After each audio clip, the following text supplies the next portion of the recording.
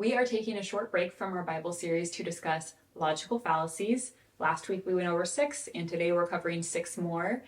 And the reason we're talking about them is because understanding logical fallacies makes it easier to spot weak points in our own reasoning and in conversations with others, which in turn, helps us know where we maybe need to do a little bit more research, and how we can avoid getting distracted by bad argumentation. And in religion, logical fallacies and strong reasoning are important because they help you build a faith that's grounded in reason. 1 Thessalonians chapter 5, verse 21 says, "But test everything, hold fast what is good." So it encourages us to test claims rather than accepting them blindly, which in religion can lead to a faith that is rooted in reason, like I mentioned. And a faith rooted in reason is powerful because it can keep you grounded even when emotions change, life gets tough, or new questions arise. Okay, so the first logical fallacy we are covering this week is the false dilemma fallacy.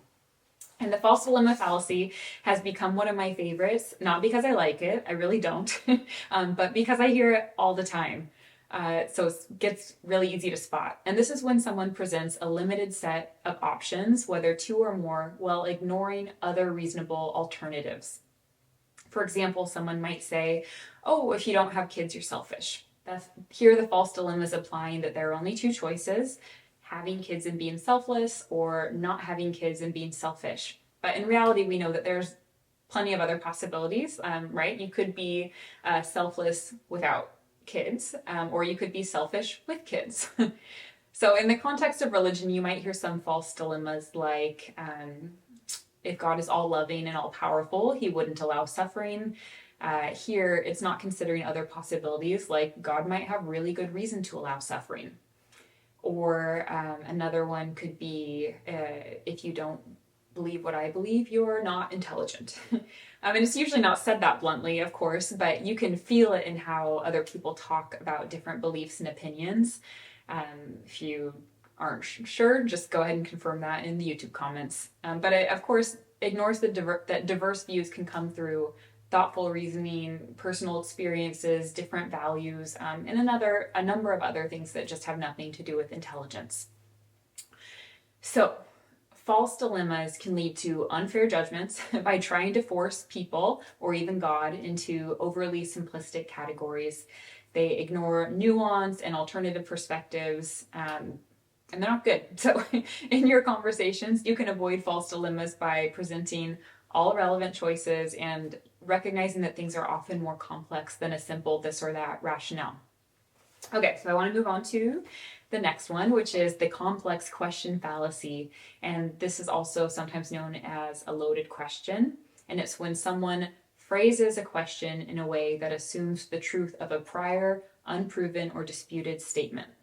For example, if someone asks you, "Hey, have you stopped cheating on your exams?" It's assuming that you're cheating in the first place. Kind of unfair. If you say yes, it sounds like you used to cheat. And if you say no, it sounds like you're still cheating, even if neither one of those is true. So in religious discussions, someone might ask, "Why do you believe in the Bible if it's full of contradictions?" Or, "How can you support a religion that discriminates against women?" But these questions are assuming things that may or may not be true, and that the person, on the receiving end may or may not agree with, right? The person on the receiving end might believe that the Bible doesn't have contradictions when you really look at it, or that their religion's actually very respectful towards women. So complex questions, they mislead by forcing unproven assumptions into the question, which, then can turn into false conclusions. So to avoid using complex question fallacies, make sure your questions are clear, make sure they don't assume something is true without evidence, and if you can, break down questions with multiple parts into simpler, more direct questions.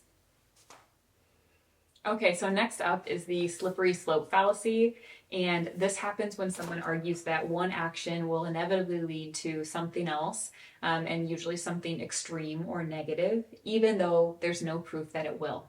A recent example of this I've seen in the news is that generative AI is going to lead to people not thinking for themselves and becoming overly dependent on technology. But that's a really big leap, right? There's no proof that this will happen, and it overlooks other possibilities like people using AI to help them think, or AI freeing them up from repetitive tasks so that they can focus on more strategic thinking, right? There's more options. So here's where slippery slopes can come up in religious conversations. Someone might say, if church leaders disagree on secondary issues, then the congregation is going to become confused, lose their faith, and leave the church. That's a pretty big jump. And it overlooks that, many churches can handle disagreements respectfully, and that members often hold different views themselves, and so they can appreciate nuanced discussions and nuances in leadership's beliefs. Another example is that if religious people hold political office, they're going to impose their beliefs on everyone, assuming that all religious politicians push for a theocracy, which ignores the many religious politicians who actually support secular governance. So ultimately, slippery slope fallacies lead to people thinking that one small action is going to lead to something big and negative, and they tend to use fear to distract from the real issue. So to avoid these in your own convos, stick to clear points backed by evidence, avoid over-exaggerating or assuming that one thing will always lead to another thing. Okay, so we are going to move right along to the next logical fallacy, and this is called a red herring. So this happens when someone introduces an irrelevant topic or distraction to divert attention from the original issue. So instead of tackling the actual argument, they shift focus to something that sounds related but doesn't really address the main issue. For example, imagine that someone says, we shouldn't worry about the welfare of animals. Instead, think about all the jobs that would be lost in the animal agriculture industry if we stopped eating meat. So here the discussion about job loss is a distraction from the actual concern, the main topic, which is the treatment of animals. And then similarly in religion, someone might respond to a discussion about the existence of God by saying, you're arguing about the existence of God, but did you know that there are so many hypocrites in the church? So instead of directly tackling the question of whether or not God exists in the conversation, they shifted the focus to the perceived hypocrisy of the church, which, takes away from the main topic, which was God's existence. So the red herring fallacies can distract from the main issue, leading to confusion and making it harder to resolve the actual topic. To avoid them, try to stay focused on one topic at a time, and avoid bringing in unrelated information that could then shift the attention away. Okay, 2 more logical fallacies to go. So the next fallacy is cherry picking. Cherry picking is one you've probably heard of, and it's when someone selects evidence that supports their viewpoint while ignoring or downplaying information that goes against it. This creates a biased and incomplete view of the issue by focusing only on what confirms their argument. And we see this all the time in things like politics, nutrition. For example, someone promoting a particular diet might highlight success stories or studies showing weight loss benefits, but then conveniently leave out some research that shows like negative long-term health effects, or even that the results were not consistent across broader populations. And we see cherry picking in religion a lot too, in particular when people choose particular scripture to support their argument while downplaying or ignoring other scripture that challenges their viewpoint. The prosperity gospel is, I think, a good example of this because it tends to highlight verses about blessings and prosperity while overlooking other scriptures that talk about suffering and humility and the dangers of materialism. An example on the flip side of this could be, when critics of Christianity focus on verses that seem to justify, violence or discrimination, like some Old Testament commands, while ignoring the broader biblical themes of love and forgiveness and justice. So cherry picking creates a biased and incomplete understanding, leading to misleading conclusions and then misunderstandings of the topic. So to avoid them, consider all the relevant evidence available, provide context, and engage with different viewpoints to form a well-rounded perspective. Okay. Last but not least is the appeals fallacy, and this happens when someone tries to make their point by bringing up things that aren't relevant to the argument and things that aren't relevant can include a lot of different things. There are many categories of appeals. For example, someone might appeal to authority, which is arguing that a claim is true because an authority figure supports it, even though authorities can be wrong or irrelevant to the topic. Or someone might, appeal to popularity. This is also sometimes called the bandwagon fallacy, and it's when you claim that something's true because many people believe it, even though widespread belief does not determine truth. Or an appeal could be an appeal to tradition, arguing that something is right or better because it has been done for a long time, even though longevity doesn't guarantee correctness. On the other hand, it could be an appeal to novelty, claiming that something is better simply because it's new, even though newness doesn't guarantee accuracy. It could be an appeal to ignorance, arguing that something is true because it hasn't been proven false, or vice versa, even though lack of evidence is not evidence.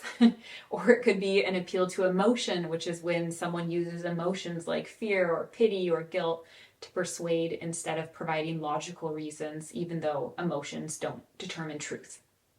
It could be an appeal to consequences, claiming something is true or false based on whether the outcome is desirable or undesirable, even though reality isn't determined by how we feel about it. There are more, but you get the idea. All appeal fallacies rely on irrelevant factors rather than logical reasoning or evidence to support the argument, and they often distract from the actual issue in an attempt to persuade through, influence instead of sound logic.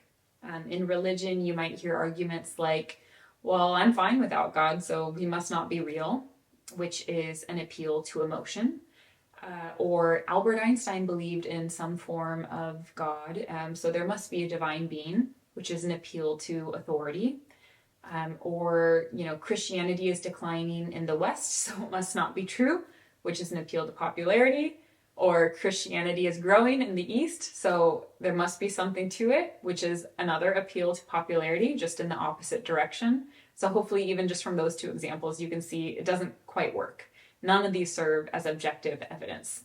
So to steer clear of appeal fallacies, it's best to focus on logic, evidence, and solid reasoning in your arguments, rather than leaning on emotions, authority figures, or what's currently trending. Okay. And there you go.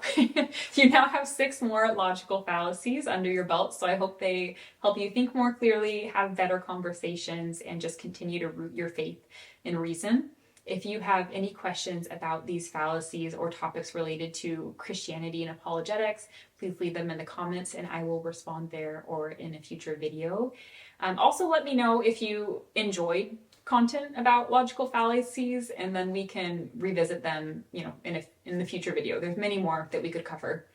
Next week, we are returning to our Bible series for a bit, and then after that, I'm leaning towards going into a little series on evidence for the resurrection. But if you have strong opinions about what you want next, let me know, and I'm happy to consider it. Finally, if you would like to follow along and see more content like this, you can hit the subscribe button below this video, or you can check out the resources in the video description. And I'll see you next week. Thank you so much.